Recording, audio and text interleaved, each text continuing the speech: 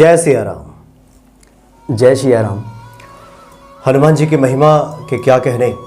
हनुमान जी के बारे में गोस्वामी तुलसीदास जी ने हनुमान चालीसा में लिखा भी है कि सब पर राम तपस्वी राजा, तिनके काज सकल तुम साजा। हनुमान जी ने भगवान श्री राम के सभी कार्यों को सजा दिया, व्यवस्थित कर दिया। वैसे ही हनुमान जी के जो भी भक्त हैं, जो भी साधक हैं, हनुमान जी उनके कार्यों को भी व्यवस्थित कर देते हैं, यानी कि आपके रास्ते को सुगम बना देते हैं और काफ़ी अनुकूल बना देते हैं। और हमारी भी यही कोशिश है कि आपके रास्ते में आने वाली जो भी कठिनाइयाँ हैं उसको दूर किया जाए। हनुमान जी के साधकों के लिए संसार में कुछ भी अप्राप्य नहीं है। आज एक और बहुत बढ़िया विषय को लेकर के आचार्य आशीष कुमार जी हमारे सामने उपस्थित हैं, जो कि रत्न के और ज्योतिष के बहुत अच्छे जानकार हैं और साथ ही हनुमान जी के बहुत अच्छे साधक भी हैं और हनुमान जी की कृपा से आपको सटीक उपाय बताते हैं और जिससे आपको काफ़ी लाभ मिलता है। एक लंबे अंतराल के बाद आचार्य जी से आज मुलाकात हुई है और काफ़ी भक्तों का आग्रह था कि आचार्य जी से बातचीत की जाए। स्वागत है आपका आचार्य जी। जय श्री राम।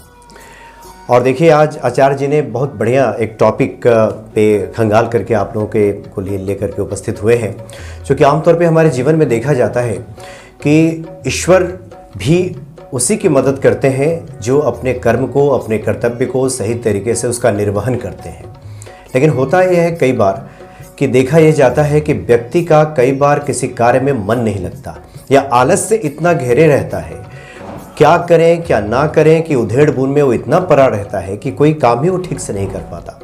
दूसरी स्थिति ये आती है कि व्यक्ति अगर कार्य करे भी तो कई बार बरकत नहीं मिलती, कई बार कई तरह की समस्याएं सामने आ जाती है। इन सभी समस्याओं का निराकरण क्या हो सकता है और कैसे हनुमान जी हम पे कृपा करेंगे, ये सारी बातें आज आचार्य जी आपके सामने रखेंगे, बताएंगे और इसका समाधान आप सभी को बताएंगे। आचार्य जी, हनुमान जी के महिमा के क्या कहने। हनुमान जी तो सब सुख लहे तुम्हारी शरणा कहा गया है और जिस विषय को लेकर के आप आए हैं ये बहुत ही बढ़िया विषय है और मुझे लगता है कि इससे ज़्यादातर लोग प्रभावित भी हैं। क्या बताने जा रहे हैं आप? देखिए, वैसे तो हनुमान जी सब करने वाले हैं। जिनके साथ हनुमान जी का आशीर्वाद होता है वो काफ़ी हद तक अपनी समस्याओं से बाहर निकल ही जाते हैं। थोड़ा समय ज़रूर लग सकता है, लेकिन हनुमान जी जब उनके अंग संग होते हैं जी, तो काफ़ी समस्याओं का उनको समाधान मिल जाता है। कई बार हमें लगता है कि हमारे कार्य में विलंब हो रहा है, हमारी समस्याओं के समाधान में काफ़ी समय लग रहा है, लेकिन उसके पीछे भी कोई गहरी बात छुपी होती है। क्योंकि ऐसा कभी नहीं हो सकता कि आप कोई भी उपाय कर रहे हैं या हनुमान जी से संबंधित कोई उपाय कर रहे हैं या हनुमान जी की पूजा आराधना कर रहे हैं। क्योंकि काफ़ी सारे लोग पूछते और बोलते भी हैं कि हम काफ़ी लंबे समय से हनुमान चालीसा पढ़ रहे हैं, काफ़ी लंबे समय से सुंदरकांड कर रहे हैं, हनुमान जी की पूजा अर्चना कर रहे हैं, लेकिन फिर भी हमारा कार्य सिद्ध नहीं होता। हाँ, ढेर सारे लोग कमेंट्स भी करते हैं उसमें, कुछ लोग तो पर्सनल मैसेज करते हैं, फ़ोन करते हैं। जी जी, बिल्कुल सही कहा आपने। तो कुछ समस्याओं के लिए देखिए कुछ विशेष चीज़ें होती हैं, कुछ और बहुत सारी चीज़ें या कुंडली के कुछ योग, कोई दोष जिम्मेदार होते हैं। लेकिन फिर भी मैं यही कहूँगा कि आपके ऊपर भी और हमारे ऊपर भी कहीं ना कहीं जो अजर अमर देवता हैं, कलयुग के सबसे बड़े देवता माने जाते हैं, अजर अमर हैं, उनका ही आशीर्वाद होता है। हम भी जो आपको बता रहे हैं हनुमान जी का आशीर्वाद प्राप्त करके ही बता रहे हैं, तभी हमारी बात आप लोगों तक पहुंचती है और आप विश्वास के साथ हनुमान जी से जुड़े उन उपाय, उन पूजा आराधना को अपने जीवन में अपनाते हैं और अपनी समस्याओं से छुटकारा पाते हैं। आपको जी जी जी छुटकारा मिल जाता है। देखिए, किसी ने बड़ी अच्छी बात कही है कि एक एक करके ये रात भी बीत जाएगी, एक एक करके ये रात भी बीत जाएगी, सफलता हाथ नहीं आएगी और एक बार फिर से हार की जीत हो जाएगी। बताने का और कहने का मतलब ये है, कुछ लोग आलस से घिर जाते हैं, कुछ लोगों के पास में आइडिया बहुत होता है और वो सोचते रहते हैं और सोचते बहुत लंबा समय निकल जाता है और उनकी बातों को, उनके आइडिया को जो लोग सुनते हैं उनमें से कोई ऐसा होता है जिसको खुद पर विश्वास होता है, ईश्वर पे, उस ईश्वरीय शक्ति पर विश्वास होता है और वो उसके आइडिया को अपने माइंड में बिठाता है और सबसे पहले इम्प्लीमेंट कर देता है। क्योंकि आइडिया सबके पास होते हैं, लेकिन जीत और सफलता उन्हीं को हमेशा मिलती है जो उसको सबसे पहले इम्प्लीमेंट कर देते हैं। तो उनमें से जो व्यक्ति जिनको वो बताते हैं, कुछ आपने देखा भी होगा, कुछ लोग बहुत सारी बातें करते रहते हैं, सबको बताते रहते हैं, बहुत अच्छे अच्छे उनके पास में आइडिया होते हैं। उनके आइडिया को जिनको वो बताते हैं, उनमें से जो व्यक्ति सबसे पहले अडॉप्ट करता है, उनके आइडिया को लेता है और मार्केट के हिसाब से सबसे पहले इम्प्लीमेंटेशन कर देता है, आप देखें उनका वक्त बदलता चला जाता है और देखते ही देखते सफलता उनके साथ हो जाती है, उनको अपने कार्य क्षेत्र में सफलता मिल जाती है। फिर वही व्यक्ति ऐसा सोचते हैं और ऐसा बोलते हैं कि मैंने ही इनको बताया है और मेरी योजना, मेरे ही आइडिया से आज ये यहाँ तक पहुँचे हैं। लेकिन वो क्यों नहीं पहुँच पाते? क्योंकि उनका कार्य में मन नहीं लगता, मानो खुद पर से ही उनका विश्वास उठ चुका हो, आलस उनको घेरे रहता है। लेकिन जिनके अंदर बल है, शक्ति है, बुद्धि है, विद्या भी प्राप्त की है, क्योंकि ये सभी देने वाले हनुमान जी हैं, ऊर्जा जो देते हैं, जो हमें कॉन्फिडेंस देते हैं, शक्ति देते हैं, विश्वास हमें देते हैं, ये भी हनुमान जी देते हैं। तो ऐसे लोग सफलता की सीढ़ी पर चढ़ते चले जाते हैं, उनके जो है समस्त कार्य सिद्ध हो जाने लगते हैं जी। तो और मंगल जो है, देखो यहाँ भी हनुमान जी हमारे साथ ही हैं, क्योंकि उनके जो देव हैं मंगल ग्रह है। तो मंगल जो ग्रह है वो बल, पराक्रम और कॉन्फिडेंस का है और प्लानिंग का भी ग्रह है, जो हमें प्लानिंग देते हैं, वेल मैनेजमेंट करना, जो हम प्लानिंग करते हैं। आप देखिए, जब हनुमान ज़रूरत पड़ी तो लक्ष्मण जी के प्राण बचाने थे तो हनुमान जी संजीवनी बूटी ले आए थे। जब प्रभु श्री राम और माता सीता को मिलवाना था तो हनुमान जी ने मिलवा दिया, यानी कि। और जब लंका पर चढ़ाई करनी थी, हनुमान जी जो मैनेजमेंट गुरु हैं वो भी मंगल से ही देखा जाता है, मंगल ही मैनेजमेंट के गुरु माने जाते हैं। तो जिनका मंगल अच्छा होता है वो लोग उन प्लानिंग भी करते हैं, उनके पास आइडिया भी होते हैं और वो उसको फलीभूत भी कर देते हैं, उस आइडिया के साथ में काम भी करते हैं और सफलता उनका साथ देती है और वो देखते ही देखते बहुत आगे बढ़ जाते हैं। जिनके कुंडली में मंगल खराब होते हैं उनके पास में, उनका काम में मन नहीं लगता, उनका जो दिमाग है, जो माइंड है वो भटकता रहता है और आलस उनको हमेशा घेरे रखता है। बस वो सोचते रहते हैं और सोचते सोचते पूरा समय निकल जाता है और एक दिन वो उनका खुद पर से भी विश्वास उठ जाता है। जी जी, बिल्कुल बिल्कुल। तो फिर ऐसे लोगों के उपाय क्या है कि कैसे वो लोग इससे बाहर आए? क्योंकि ये स्थिति तो आती है, कई बार ऐसा भी होता है कि बहुत सारे आइडियाज़, बहुत सारी योजनाएं दिमाग में चल रही हैं, उसमें से कौन सी सही योजना है ये समझने में उनके लिए मुश्किल हो जाता है। वैसे तो जो हनुमान जी के साधक हैं उनके लिए ये कुछ मुश्किल नहीं है। हनुमान जी ऐसी प्रेरित करते हैं, ऐसी प्रेरणा देते हैं कि आप समझ जाते हैं कि हमारे लिए क्या अनुकूल है। लेकिन ये परिस्थिति अगर किसी के साथ पैदा हो रही, आ रही हो, तो फिर वो कैसे इससे निकले, कैसे उभरे? देखिए, जिन लोगों के जीवन में भी इस प्रकार की समस्याएं हैं, जो विद्यार्थी हैं उनका पढ़ने में मन नहीं लगता, कुछ व्यक्ति ऐसे होते हैं जिनका नौकरी पर जाने की इच्छा नहीं होती, जो व्यापार कर रहे हैं, अपना खुद का काम करते हैं, उनका काम में मन नहीं लगता, उनका कार्य करने का मन नहीं करता।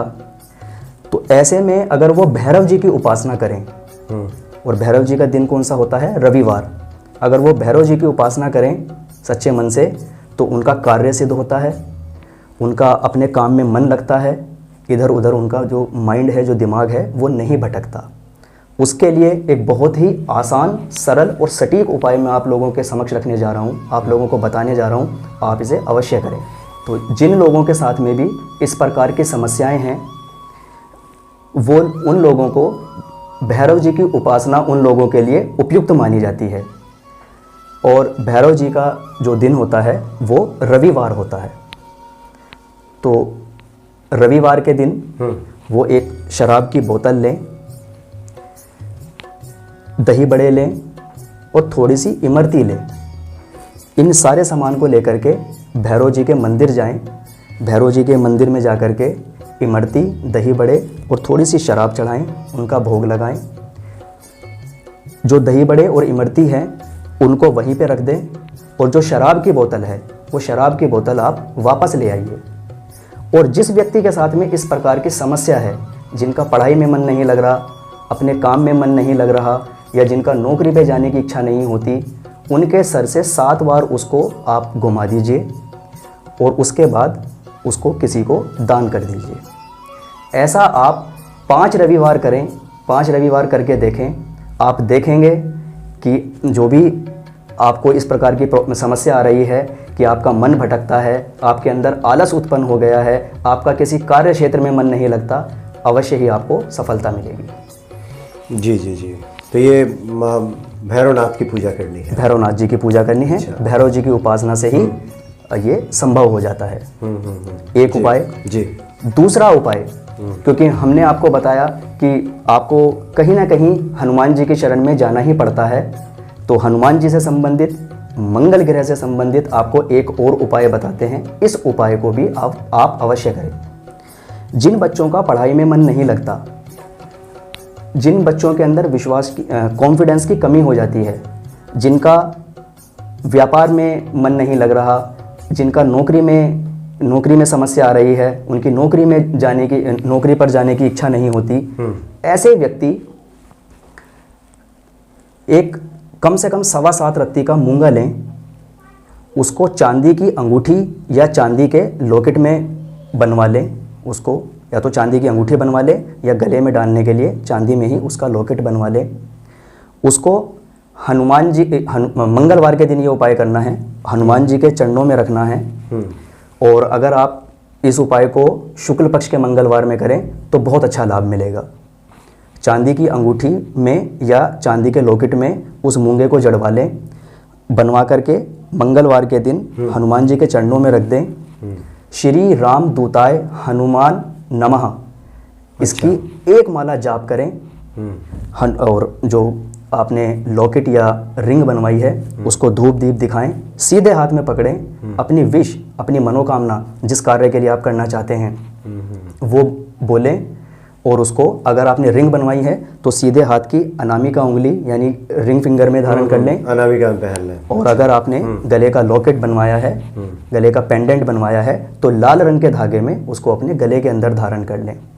आप ऐसा करके देखें, 45 दिन के अंदर आपको खुद इसका अनुभव हो जाएगा कि हमारे जीवन में क्या बदलाव आ रहे हैं, कितने बड़े बदलाव आने के लिए आ रहे हैं। मतलब जिनके साथ ये समस्या आ रही है, जिस किसी के भी साथ, चाहे वो किसी भी राशि का हो, कोई भी हो, अगर इस समस्या से ग्रसित है तो ये धारण कर सकता है। बिल्कुल। यानी कि जिसकी स्थिति किंग करता विमूढ़ हो रहा है, क्या करें क्या ना करें, काम मिल गया तब भी मन नहीं लग रहा, सोचा कि ये नहीं करें वो करें, ये स्थिति जिसके सामने आती है वो ऐसा कर सकता है। बिल्कुल, क्योंकि हमारा काम में मन तभी नहीं लगता जब हमारे अंदर विश्वास की कमी हो जाती है, हमारे अंदर उत्साह नहीं होता, हमारे अंदर जोश नहीं होता, और ये सभी हमें हनुमान जी ही देते हैं। कुछ लोगों का सवाल होता है कि मुझे तो काम ही नहीं मिलता जी, तो क्या उन लोगों के लिए भी ये काम करेगा?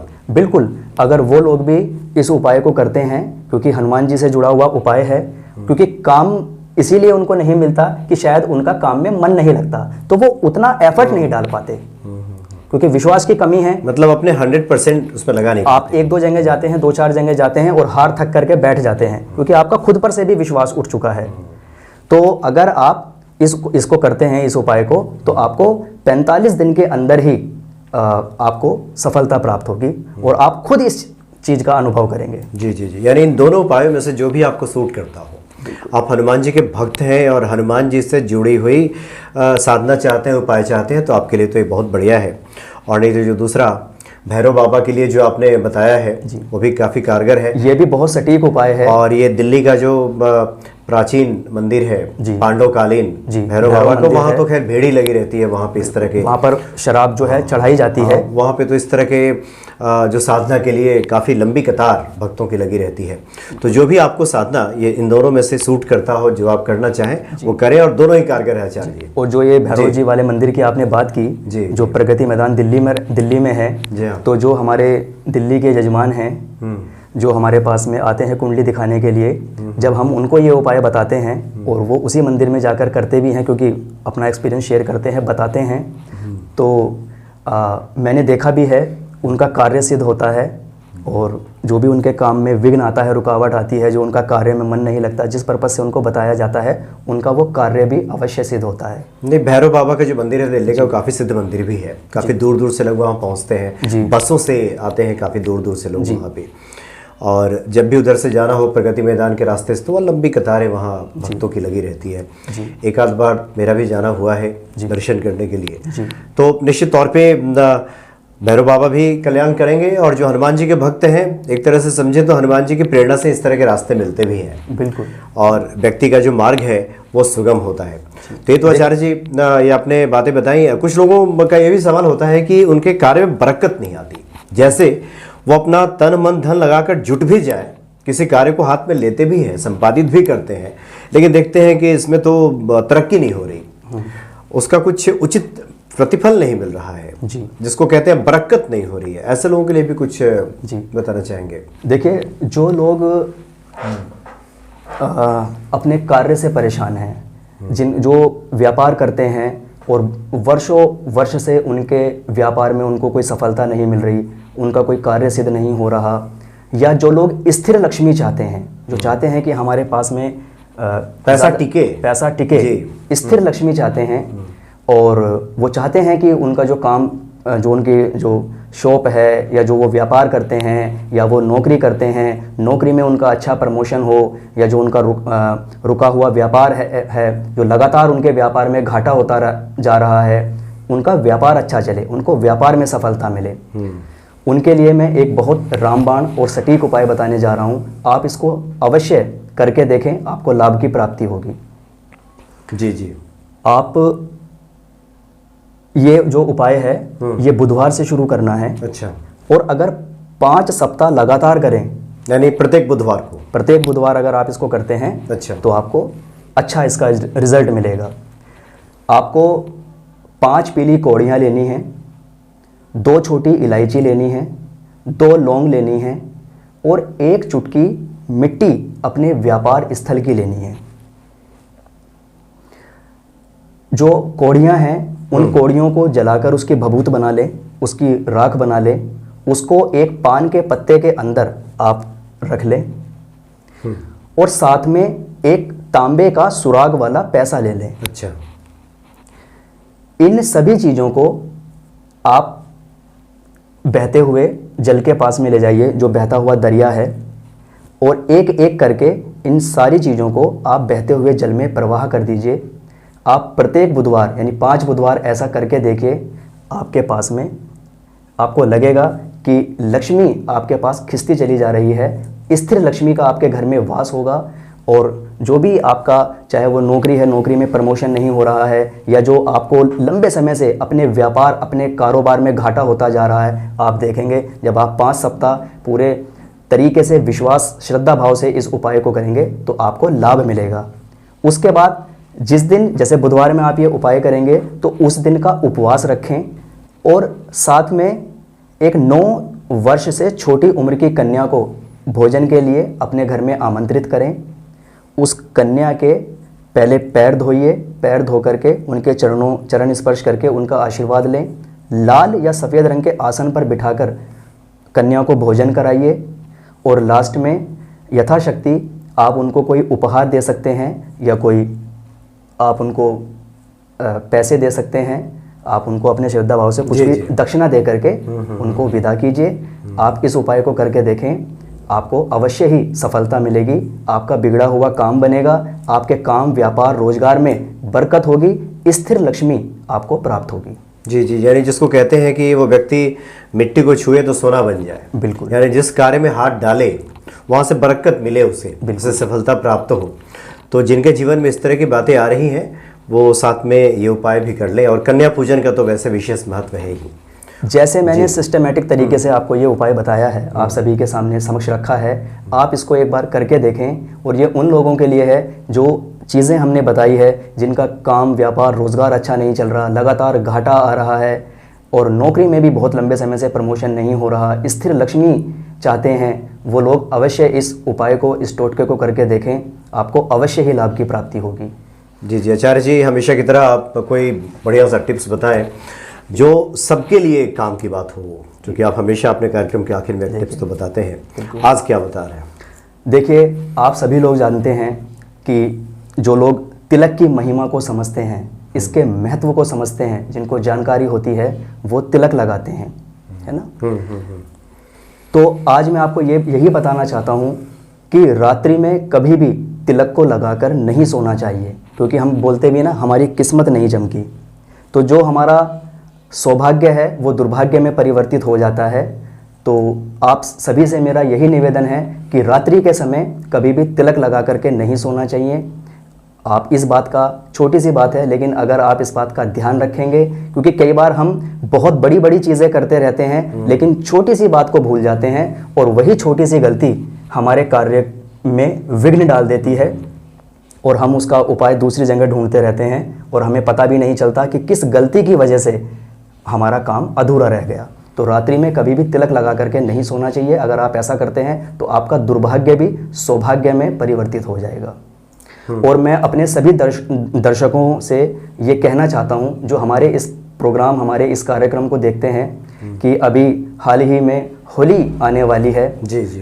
तो हनुमान जी से संबंधित आपके लिए मैं कुछ ऐसे प्रयोग लेकर के आऊँगा कि अगर आप होली वाले दिन हनुमान जी का आशीर्वाद प्राप्त कर उन उपायों को अपने जीवन में अपनाते हैं तो अगली होली आते आते आप देखेंगे आपके जीवन में बड़े बदलाव आ चुके होंगे। जी जी बिल्कुल। और दिवाली के मौके पे और होली के मौके पे हनुमान जी की पूजा आराधना का विशेष महत्व भी है जी। और आप सभी लोगों ने देखा भी होगा, कुछ व्यक्ति ऐसे होते हैं, बहुत सारे लोग हमसे ये प्रश्न भी करते हैं, पूछते हैं जब हम कुंडली का विश्लेषण करते हैं कि होली के आसपास ही कोई बड़ी समस्या उनको घेर लेती है, कोई ना कोई ऐसी परेशानी, कोई ना कोई बड़ी विडंबना उनके जीवन में आ जाती है और लगभग ये होली से पहले या होली के आसपास के दिनों में होता है। तो उन लोगों के लिए भी ये उपाय बहुत अच्छा रहेगा। अगर वो इस उपाय को अपने जीवन में अपनाते हैं तो उनकी होली भी अच्छी जाएगी और आने वाली होली तक कुछ बड़े बदलाव वो अपने जीवन में खुद स्वयं अनुभव करेंगे।